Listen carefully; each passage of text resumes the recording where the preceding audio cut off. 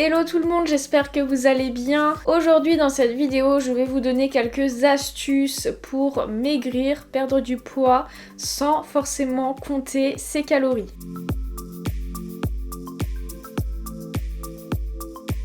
Donc tout d'abord, il faut comprendre que dans tous les cas, que l'on compte ses calories ou pas, pour perdre du poids, il faut entrer en déficit énergétique. C'est-à-dire manger moins de calories que les calories que l'on dépense. Et donc c'est la même règle tout le temps, que l'on compte ses calories ou pas. Donc dans cette vidéo, je vais vous donner quelques astuces pour s'assurer d'être en déficit calorique sans nécessairement le traquer tous les jours. Donc dans un premier temps, je vais vous dire comment réduire votre apport calorique, donc ça c'est ce qui va se passer dans l'assiette. Et dans un deuxième temps, je vous expliquerai comment augmenter vos dépenses énergétiques.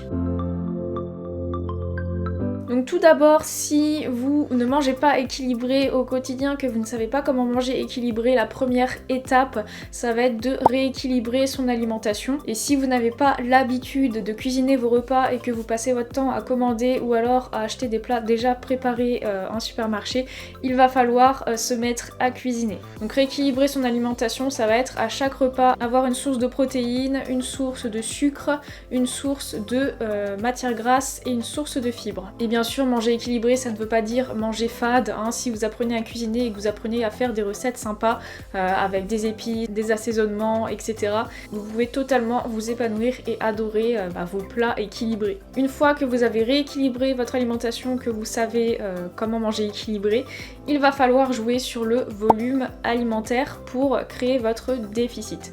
Le volume alimentaire, ça va être très important parce que c'est ce qui va vous permettre d'être calé après votre repas. Et si vous vous dites je vais simplement réduire mes portions alimentaires pour maigrir, alors certes ça marche, mais ça va être difficile parce que vous allez avoir faim du coup, et donc ça va être très difficile à tenir sur une longue durée. Donc pour jouer sur le volume alimentaire, il faut comprendre qu'il y a des aliments plus ou moins denses en calories, et pour se faire des belles assiettes avec un bon gros volume qui vous remplira bien l'estomac, il va falloir privilégier les aliments peu denses en calories. Donc ici je vais vous mettre une liste de catégories d'aliments qui sont très denses en calories, et donc ces aliments là il ne faut surtout pas les bannir parce que parmi ce que je vais citer, il y a des aliments qui sont très intéressants pour la santé.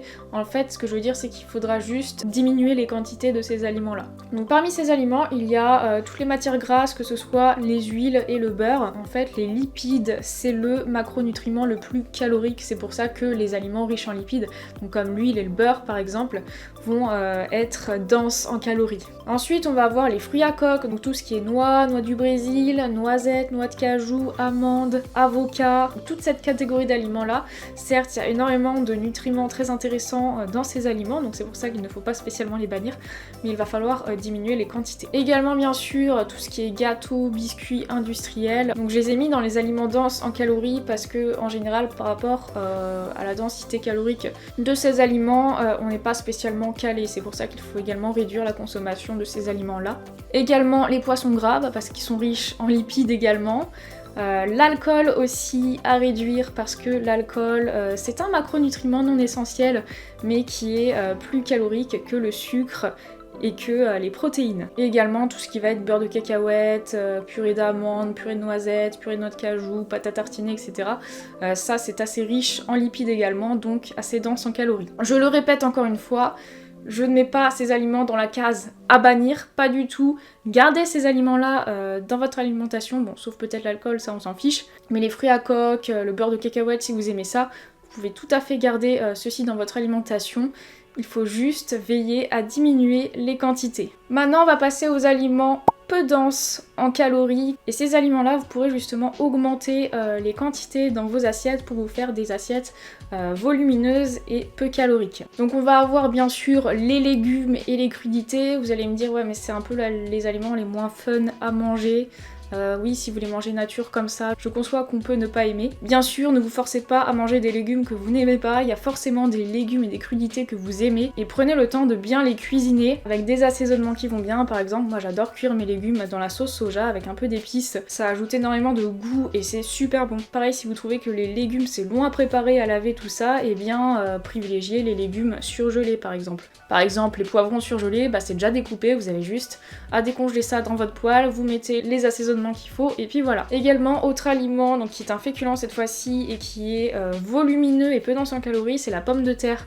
La pomme de terre est assez diabolisée, je ne comprends pas trop pourquoi, dans le monde du fitness, alors que c'est un aliment très très intéressant parce que très très rassasiant, donc n'hésitez pas à manger des pommes de terre. Ce qu'il va falloir faire attention, c'est la quantité de matière grasse que vous allez ajouter avec. Donc voilà, des pommes de terre par exemple cuites avec un petit filet d'huile d'olive, c'est très bon, faut juste pas les faire baigner dans l'huile pour les faire frire par exemple, là ça va effectivement augmenter largement la densité calorique de votre plat. Autre aliment peu dense en calories, ça va être tout ce qui est poisson blanc et viande blanche comme le cabillaud, le colin ou alors la volaille. Donc ce sont des sources de protéines qui contiennent peu de matière grasse en fait, c'est pour ça qu'elles vont être moins caloriques par exemple que la viande rouge ou que le poisson gras. Donc voilà, au quotidien, privilégiez les viandes et poissons maigres et de temps en temps bien sûr intégrer de la viande rouge si vous aimez ça et du poisson gras également parce qu'il y a des nutriments qui sont quand même très intéressants pour l'organisme. Juste si vous avez l'habitude d'en manger tous les jours, eh bien essayez de diminuer la fréquence de consommation de ces aliments-là.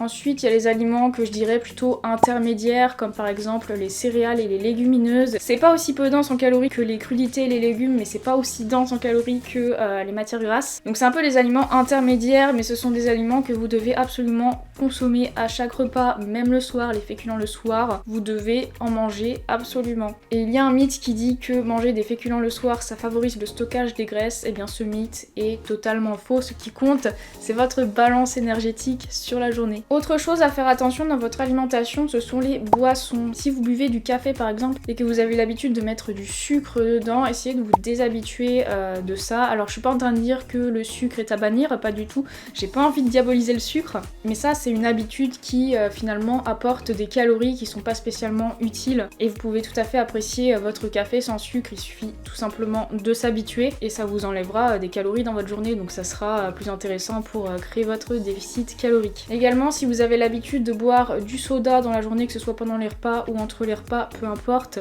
eh bien prenez l'habitude de boire de l'eau. Les sodas, ça contient pas mal de sucre et le sucre, c'est des calories. Et les sodas, ça va pas du tout vous caler. C'est vraiment quelque chose qu'on utilise pour se désaltérer, alors que ce qu'on devrait utiliser en priorité, c'est l'eau qui ne contient pas de calories. Donc voilà, les sodas sucrés, c'est un peu des calories inutiles. Et donc pour créer un déficit calorique, je vous déconseille fortement les calories liquides. Si vous adorez les sodas et que vous souhaitez en consommer de temps en temps, je vous conseille plutôt d'opter pour les sodas zéro parce qu'ils ne contiennent pas de sucre, ils contiennent des édulcorants à la place et les édulcorants ne contiennent pas de calories, donc c'est une très bonne alternative si vous êtes amateur de soda.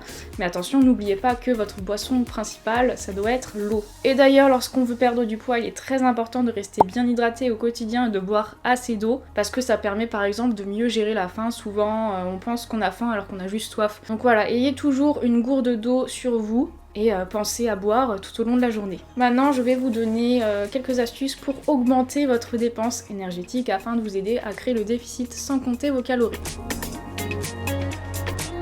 La première chose à faire, bien sûr, ça va être de pratiquer un sport plusieurs fois par semaine. Alors si vous n'avez pas le temps, je vous rassure, on a toujours le temps.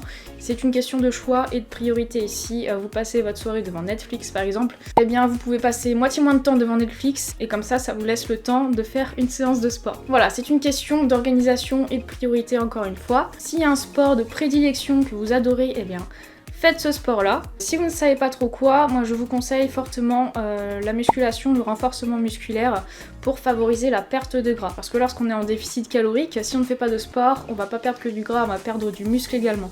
Et le fait de faire de la musculation, solliciter ses muscles, ça va faire comprendre au corps qu'il a toujours besoin de ses muscles. Du coup, on va garder les muscles et on va éliminer principalement la graisse. Et ça, c'est souvent ce qu'on recherche finalement dans une perte de poids. Donc je vous conseille le renforcement musculaire. Si vous cherchez un programme de musculation, je vous conseille d'aller faire un tour sur mon site internet que je vous affiche juste ici. Je mets également le lien en description. Mais je propose un programme de musculation qui s'appelle Grow and Get Fit où il y a une version salle de sport et une version maison. Et c'est un programme qui est tout à fait adapté lorsque l'on souhaite perdre du gras. Et puis en plus de ça, il n'y a pas qu'une partie musculation, il y a également une partie nutrition où je vous présente plusieurs approches alimentaires pour atteindre vos objectifs, etc. Enfin c'est vraiment quelque chose de très complet, donc si vous cherchez à perdre du gras, ce programme est totalement adapté. Et donc à quelle fréquence faire du sport? Moi je vous conseille au moins 3 fois, 3-4 fois c'est bien. Si vous êtes encore plus déter, vous pouvez faire ça 5-6 fois par exemple, mais faire ça 3-4 fois par semaine déjà c'est très bien. Alors faire du sport ça va vous permettre de brûler plus de calories, donc d'augmenter votre dépense énergétique sur la journée. Mais pour aller encore plus loin, je vous conseille d'augmenter vos dépenses physiques en dehors du sport, c'est-à-dire marcher plus. J'ai fait une vidéo spéciale sur la marche que je vous mets juste ici où je vous explique tous les bienfaits de la marche et à la fin de la vidéo je vous donne plusieurs astuces pour marcher au quotidien.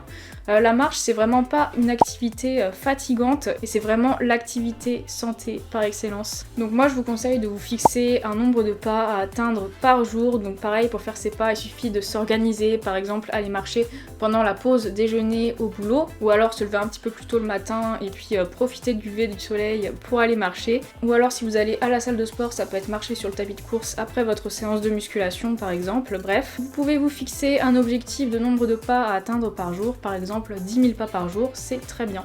Et ça vous aidera énormément dans votre perte de poids. Donc voilà pour ces conseils à appliquer dans l'assiette, mais également pour votre dépense énergétique. Ces conseils finalement, ils sont valables également quand vous traquez vos macros et vos calories. Mais adopter toutes les habitudes que je vous ai citées dans cette vidéo, ça va vous permettre de perdre du poids sans forcément avoir besoin de traquer ses macros. Après je vais pas vous mentir, traquer ses macros c'est quand même plus précis et si on ne les compte pas, ce qui se passe c'est qu'on risque de ne pas être en déficit parce qu'on ne fait pas les choses correctement, ou alors on risque de créer un trop gros déficit et ça pareil c'est pas forcément bon.